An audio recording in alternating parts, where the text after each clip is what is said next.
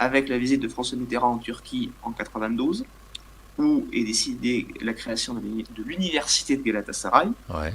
plus simplement le lycée, de la section francophone de Bilkent, université privée anglophone créée en 84, on a créé une section francophone en 92.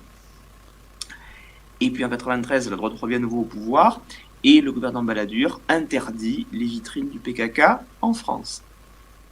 Alors, Et rappelez les que premières poursuites sont engagées contre des membres du PKK pour extorsion de fonds contre des Kurdes en 93.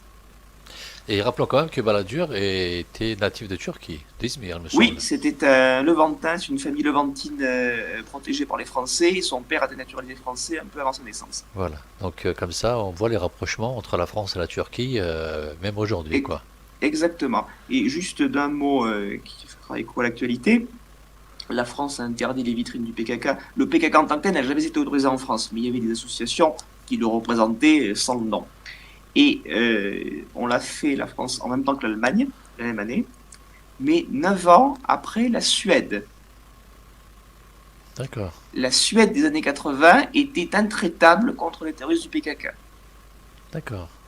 Donc ce que la Turquie, pas seulement M. Erdogan, mais également toute l'opposition qui mérite d'être appelée turque, demande à la Suède, et ce que la Turquie vient d'obtenir, c'est tout simplement que la Suède retourne à sa politique des années 80, à l'époque d'Olof Palme, qui est sans doute le plus grand homme d'État suédois du XXe siècle.